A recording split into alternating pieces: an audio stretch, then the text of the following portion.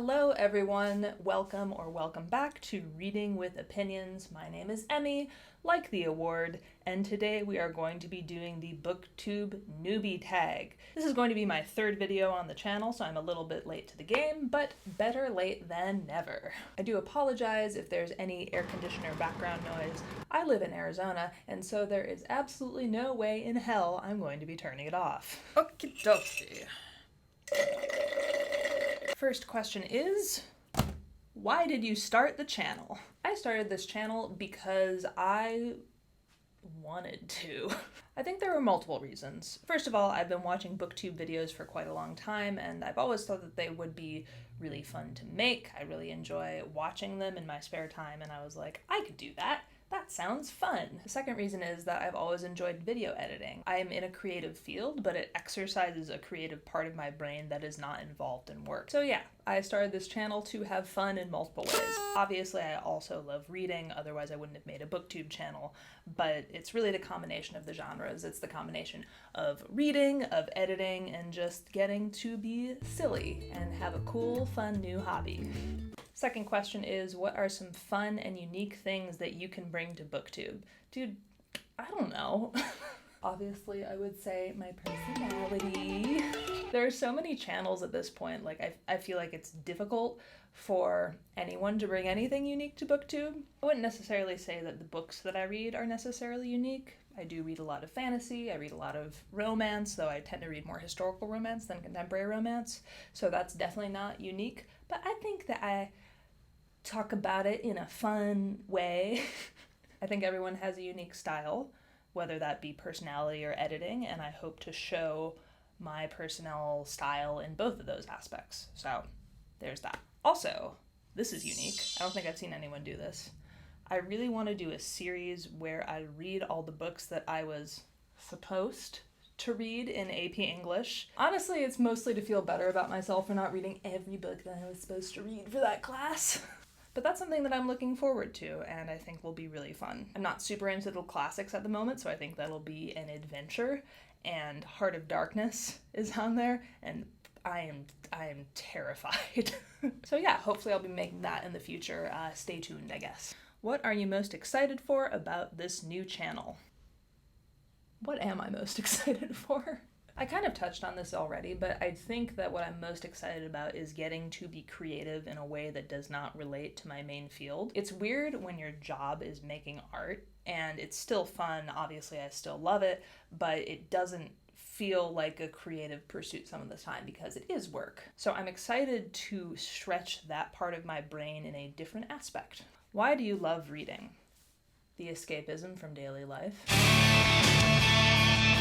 In all seriousness, there is an escapism aspect, especially when you're reading fiction. There has to be. You're reading someone else's story, and you're learning and you're growing with them. It's really just experiencing the story, experiencing the characters, and I love that. And for some reason, reading has always done that for me in a way that movies and TV shows can't quite measure up to. I've always seen those as a very passive activity where I can just put on a TV show and just kind of relax, my brain goes numb. But with reading, my brain is a lot more excited. It's a more active relaxation, if that makes sense. What book or series got you into reading?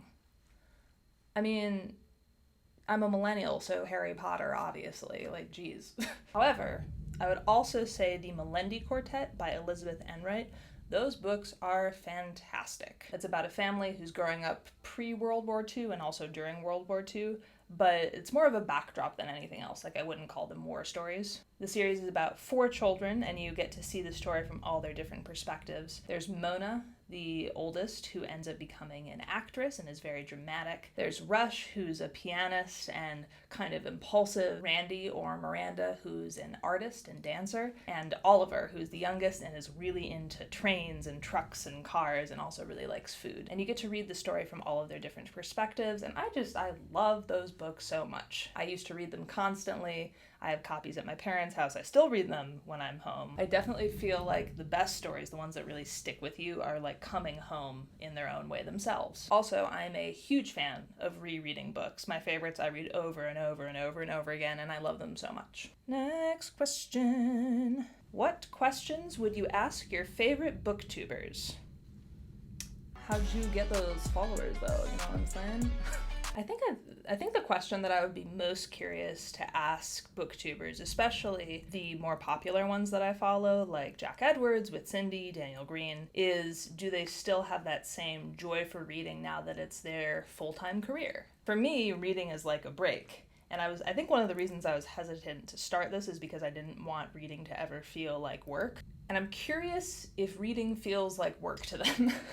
And if so, I'm kind of sad about it, you know? What challenges do you think starting a booktube channel will be the hardest to overcome? Consistency, I guess? In preparation for starting this channel, I watched a fair amount of how-to videos on Skillshare and also on YouTube, and like everything that I watched said one of the main things is that you have to be consistent and you have to make sure that you post regularly, and I'm just like really bad with consistency.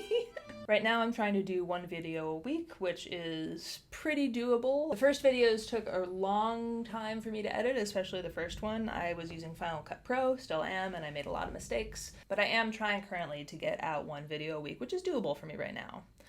Once I go back to school in the fall, we'll see. Question 8 is, when did you start reading?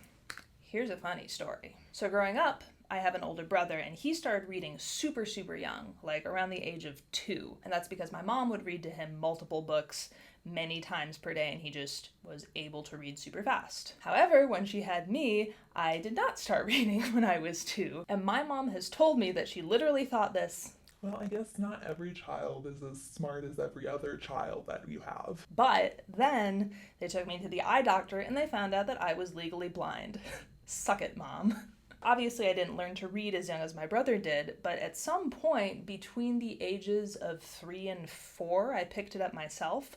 But I didn't tell my parents because I was afraid that if I told them, they would stop reading to me at bedtime. Just had a lot of complexes as a child.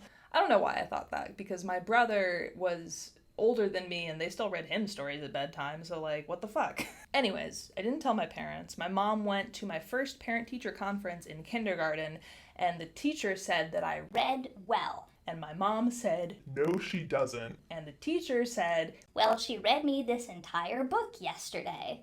And then my mom came home and had a talk with me. So yeah, I don't know when I learned to read, but I know that it was a deep, dark secret for many a month. Next question is, where do I read?